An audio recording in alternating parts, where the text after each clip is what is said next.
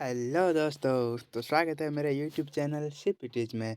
आज हम पढ़ने वाला है हिस्ट्री जीके के टॉप 30 क्वेश्चन जो कि हर एग्ज़ाम में आते हैं और इम्पोर्टेंट क्वेश्चंस है ये, तो दोस्तों ध्यान से देखना कहीं मिस ना हो जाए।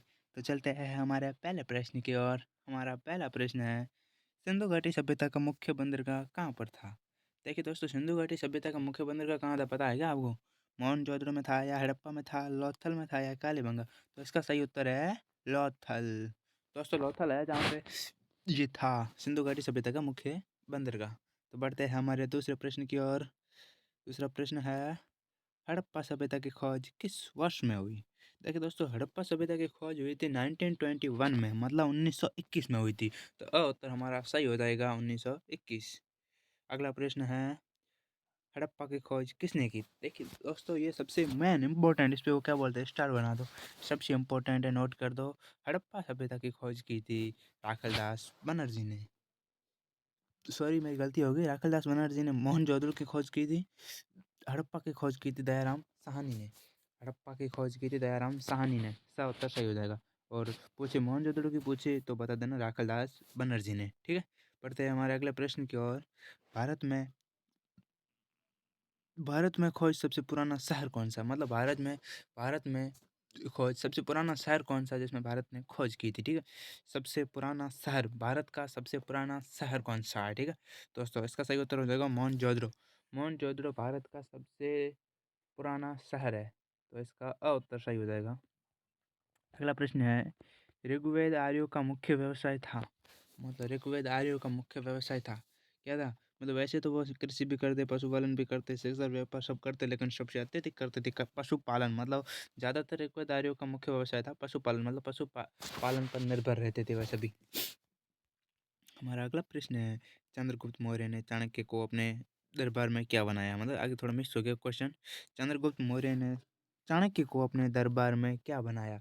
मतलब उसको कौन सी उपाधि दी थी? कवि बनाया था, प्रधानमंत्री बनाया था, सेनापति बनाए थे, या वित्त मंत्री? तो चंद्रगुप्त मौर्य ने चाणक्य को प्रधानमंत्री बनाया था अपने दरबार में, तो भी उत्तर सही हो जाएगा। हमारा अगला प्रश्न है, सिकंदर की मृत्यु कहाँ हुई? देखिए दोस्तों, सिकंदर की मृत्यु हुई थी बेबीलोन में। ठीक है, उत्तर हमारा सही हो जाएगा बेबीलोन। सिकंदर की मृत्यु बेबीलोन में हुई थी। मौर्य वंश के संस्थापक, देखिए दोस्तों, मौर्य वंश के संस्थापक कौन है?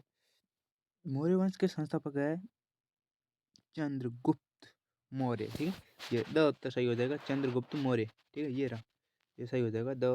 उत्तर सही हो जाएगा चंद्रगुप्त मौर्य। अगला प्रश्न है, आरंभिक भारत के सर्वप्रसिद्ध शासक है?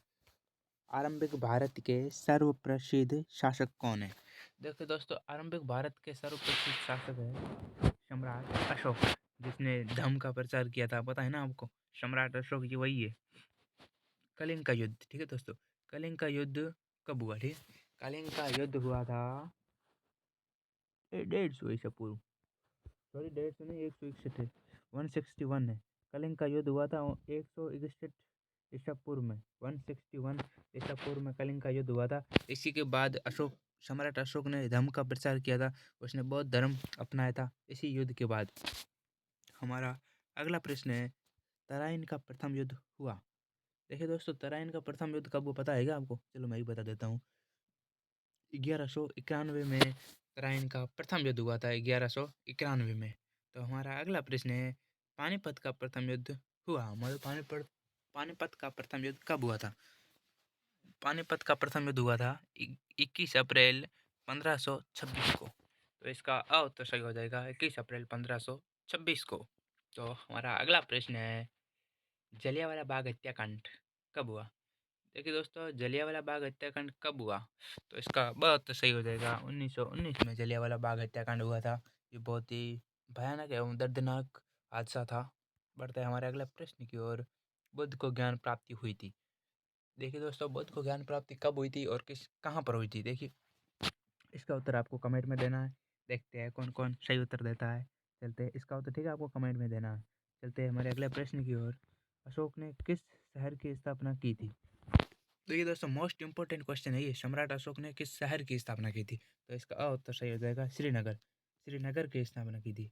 अगला प्रश्न है, किस युद्ध के बाद अशोक ने धर्म धर्म को अपनाया, मतलब बौद्ध धर्म को अपनाया था? ठीक है, किस युग किस युद्ध के बाद अशोक ने बौद्ध धर्म को अपनाया था? ये पिछली बार मैंने बताया था।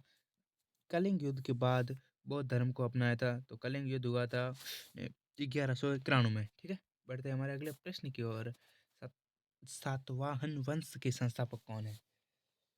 मोस्ट में से मोस्ट इंपॉर्टेंट क्वेश्चन है ये। सातवाहन वंश के संस्थापक है शिमुक। सही हो जाएगा शिमुक। अगला प्रश्न है, गुरुत्वाकर्षण की खोज किसने की? ये तो सभी को पता पता है। एप्पल गिरता है ऊपर से न्यूटन के सिर पे और न्यूटन ही करता है इसकी खोज। तो सही हो जाएगा। पढ़ते हैं अगला प्रश्न की ओर। किताबुल हिंद की रचना किसने की थी? ये पुस्तक है सऊदी अरब वालों की। तो इस पुस्तक की रचना की थी अल बिरूनी ने, जो कि एक विदेशी यात्री है।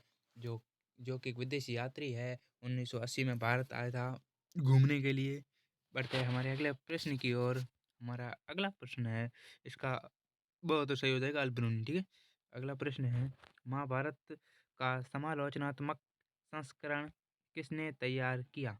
देखिए दोस्तों, महाभारत का समालोचनात्मक संस्करण किसने तैयार किया, अर्थात सभी श्लोकों को इकट्ठा करके दोबारा उसको सही से किसने लिखा? इसका उत्तर सही हो जाएगा उत्तर वी एस कथांकर। ये भी मोस्ट इंपॉर्टेंट क्वेश्चनों में से एक है। महाभारत का समालोचनात्मक संस्करण वी एस कथांकर ने किया था। हमारा अगला प्रश्न है, किस देश को हजार झीलों की नगरी कहा कहते हैं? देखिए दोस्तों, फिनलैंड देश है एक, जिसको हजार झीलों की नगरी कहते हैं। उसमें हजार झीलें हैं, इसकी वजह से उसको हजार झीलों की नगरी कहते हैं। अगला प्रश्न है, किस मुगल बादशाह को जिंदा पीर कहते हैं? ये तो सभी को पता है और इम्पोर्टेंट भी है। इसका उत्तर सही हो जाएगा औरंगजेब। उसको मुगल बादशाहों का जिंदा पीर कहा जाता है। अगला प्रश्न है, समुद्रगुप्त के दरबार कवि थे? इसका ये है, समुद्रगुप्त के दरबार कवि थे। तो इसका हरिसेन सही हो जाएगा। थोड़ा मिस टाइपिंग हो गया। समुद्रगुप्त के दरबार कवि थे, तो इसका हरिसेन सही हो जाएगा। बढ़ते हैं हमारे अगला प्रश्न की ओर। 24वां प्रश्न है, गुलाबी नगरी कहा जाता है? गुलाबी नगरी किसे कहा जाता है? तो इसे कहा जाता है, जयपुर को पिंक सिटी कहा जाता है, वही गुलाबी नगरी भी कहा जाता है। गुलाबी नगरी जयपुर को कहा जाता है। सब उत्तर सही हो जाएगा। हमारा अगला प्रश्न है, नवाबों का शहर किसे कहा जाता है? नवाबों को शहर कहा जाता है लखनऊ।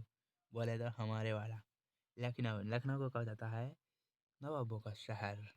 अगला क्वेश्चन है, स्वर्ण नगरी किसे कहा जाता है? तो देखिए दोस्तों, स्वर्ण नगरी जैसलमेर को कहा जाता है, द उत्तर, जो कि राजस्थान में है। बढ़ते हैं हमारे अगले प्रश्न की ओर। महाजनपद कितने हैं? तो देखिए दोस्तों, महाजनपद है 16, जिसमें दो है गण और वजी, जिसपे गणराज्य है और बाकी सब पे स्वतंत्र है। Thanks for watching my all friends.